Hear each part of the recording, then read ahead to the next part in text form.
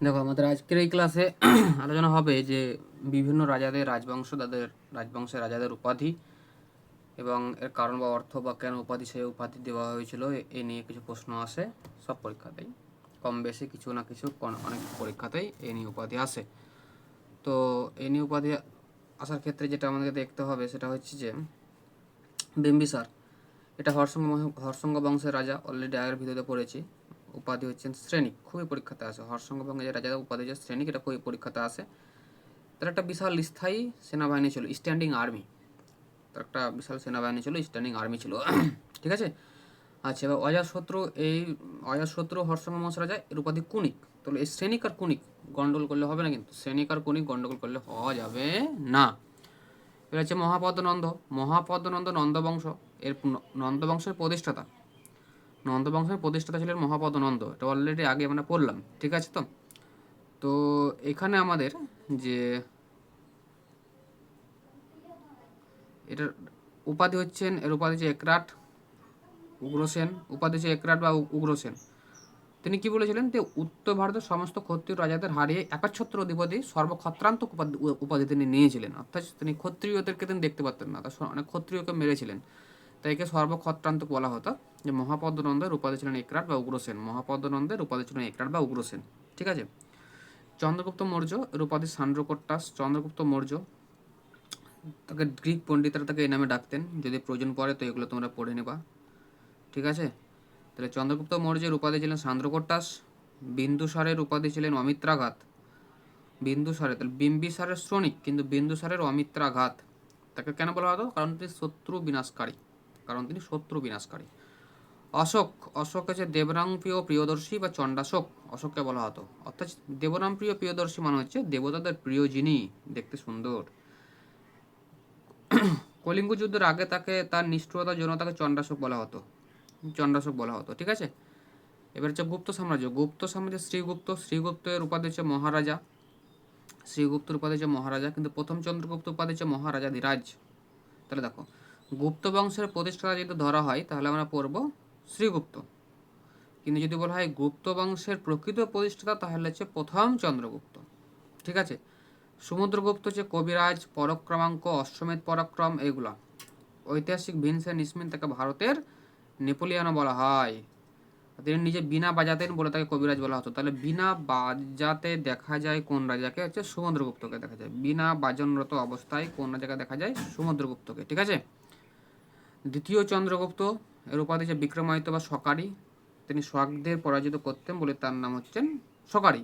কুমারগুপ্ত উপাধি হচ্ছে মহেন্দ্রগুপ্ত, আর স্কন্দগুপ্ত হচ্ছে ক্রমাদিত্য। এর উপাধি হচ্ছে ভারত রক্ষা বলা হয়।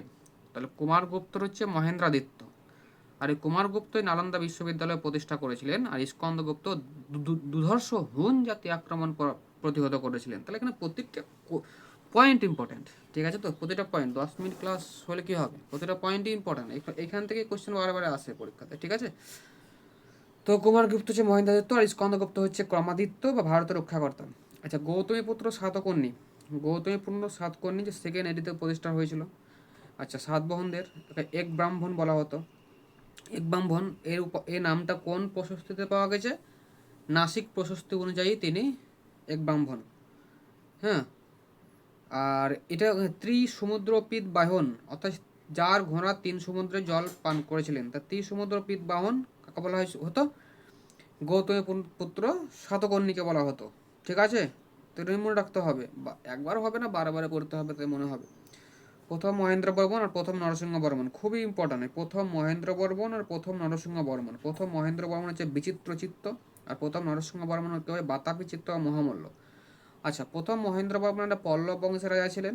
এদের পল্লব বংশের রাজা থাকার পরও কেন পল্লব বংশের রাজা একে বিচিত্র চিত্ত কেন বলা হতো? তার কারণটা হচ্ছে তার বহুমুখী প্রতিভার জন্য। অর্থাৎ তার বিভিন্ন সাবজেক্টের জ্ঞান আছে এরকম টাইপের, তাকে বহুমুখী প্রতিভার জন্য তাকে বিচিত্র চিত্ত বলা হতো। ঠিক আছে। তো আর প্রথম নরসিংহ বর্মনকে বাতাবি কণ্ড বা মহামল্ল বলা হতো, এটা ইম্পর্টেন্ট।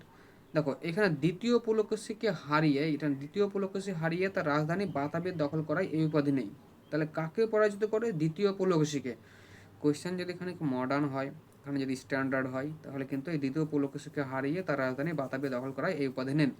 প্রথম রাজরাজ চোল একে বলা হয় জয়ংকন্ডা, আর প্রথম রাজেন্দ্র চোল একে বলছে গঙ্গাই কোন্ড চোল। তাহলে দেখো প্রথম রাজেন্দ্র চোল গঙ্গাই কোন্ড চোল, আর দেখো প্রথম নরসিংহ বর্মন বাতাপি কোন্ড মহামল্ল। এখানে ওই গন্ডল লাগবে যে বাতাপি কোন্ড কার, এই কোন্ড কোন্ডতে গন্ড লাগবে, কোনটা কোনটাতে গন্ড লাগবে, বাতাপি কোন্ডা বা মহামল্ল প্রথম নরসিংহ বর্মন সেটা পল্লব বংশের, কাকে হারিয়ে দ্বিতীয় পুলকেশী হারিয়ে তার রাজধানী বাতাপি দখল করেছিল। আর এখানে গঙ্গাইকোন্ড চোল পাল রাজা মহিপালকে হারিয়ে, এখানে গেছে গঙ্গাই প্রথম রাজেন্দ্র চোল হচ্ছে পাল রাজা মহিপালকে হারিয়ে গঙ্গা নদীর তীর পর্যন্ত সাম্রাজ্য বিস্তার করে। ঠিক আছে। আচ্ছা এখানে দেখো এবার যেটা হচ্ছে কনিষ্ক, কনিষ্কর উপাধি হচ্ছেন দেবপুত্র বা দ্বিতীয় অশোক বলা হয়। এই দ্বিতীয় অশোক প্রশ্নটা বিভিন্ন মক টেস্টে খুব পরিমাণে পাওয়া যায়, কাকে বলা হয় দ্বিতীয় অশোক। ঠিক আছে, কাকে বলা হয় দ্বিতীয় অশোক, এই এই কোয়েশ্চেনটা খুবই পাওয়া যায়। আচ্ছা, হর্ষবর্ধন একে পুষ্যভূতি বংশ, তার উপাধি যে শিলাদিত্য বা সকলোত্তর পথনাথ, একে উত্তর ভারতের সবসময় কর্তা হওয়ার জন্য সকল উত্তর পতনাথ উপাধি পান। আর একটা হচ্ছে ধর্মপাল, উপাধি হচ্ছে ধর্মপাল, পাল বংশের রাজা, একে উত্তর পথ স্বামী বলা হতো, পরম স্বগত বলা হতো উত্তর পথ স্বামী। উত্তর পথ স্বামী তাকে বলা হতো এই কারণে, কারণ তিনি সোড্ডাল, তাহলে সকল উত্তর পথনাথ হর্ষবর্ধন, কিন্তু উত্তর পথ স্বামী বলেছিলাম ধর্মপালকে। আর একটা হচ্ছে লক্ষণ সেন, উপাধি হচ্ছে সেন বংশ বাংলা, তো অরিরাজ মর্দন শঙ্কর, জবন নারায়ণ, মানে খুব ইম্পর্টেন্ট। আসলে আমরা পড়ার সময়তে বিভিন্ন রকম আমাদের মাথার মধ্যে গন্ডগোল লাগে থিওরি পড়তে গেলে, সেজন্য এমসিকিউ পড়তে হয়। কিন্তু এমসিকিউর আগে একটা ধাপ, যদি তাকে সিস্টেম অনুযায়ী যদি কিছু টপিকে ভাগ করে নেওয়া হয় তাহলে পড়তে আরও সুবিধা। তাহলে এখান থেকে যে প্রশ্নগুলো গন্ডগোল লাগবে, এখানে দেখো যে এখানে কী গন্ডগোল লাগতে পারে আমি বলে দিচ্ছি। যে সকল উত্তর পথনাথ হর্ষবর্ধনের, কিন্তু উত্তর পথস্বামী ধর্মপালের, এটা ইম্পর্টেন্ট। এই দুটোতে গন্ডগোল লাগবে একটা পয়েন্ট হচ্ছে। তারপরে যেটা গন্ডগোল লাগবে হচ্ছে প্রথম রাজেন্দ্র চোল গঙ্গাই কোন্ড চোল, এটা মহিপালকে হারিয়ে, কিন্তু বাতাপি কোন্ডা এটা হচ্ছে প্রথম নরসিংহ বর্মন পল্লব বংশের রাজা ছিলেন। আর আরেকটা হচ্ছে প্রথম মহেন্দ্র বর্মন, আর এইখানে দেখো তাহলে প্রথম নরসিংহ বর্মন বাতাপি কোন্ড আর প্রথম রাজেন্দ্র চোল গঙ্গাই কোন্ড চোল, কিন্তু এখানে গন্ডগোল লাগার পরও এখানে প্রথম মহেন্দ্র বর্মনের সঙ্গে প্রথম নরসিংহ বর্মন যদি অপশানে থাকে গন্ড লাগবে। তাই প্রথম মহেন্দ্র বর্মনটাকে বিচিত্র চিত্র বলা হয়, কিন্তু মহামল্ল আছে বলে তুমি মহেন্দ্র বর্মন করে দেবো তাটা কিন্তু নয়, কারণ মহামল্ল মানে হচ্ছে প্রথম নরসিংহ বর্মন। ঠিক আছে, তো এটা কিন্তু খুবই আমাদের ইম্পর্টেন্ট জানতে হবে।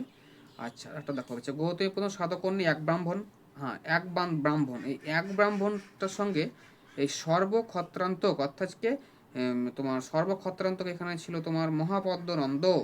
তো মহাপদ্মনন্দতে সর্বক্ষত্রান্তক কাকে বলা হতো, মহাপদ্মনন্দকে একরাট বা উগ্রসেন বলা হতো।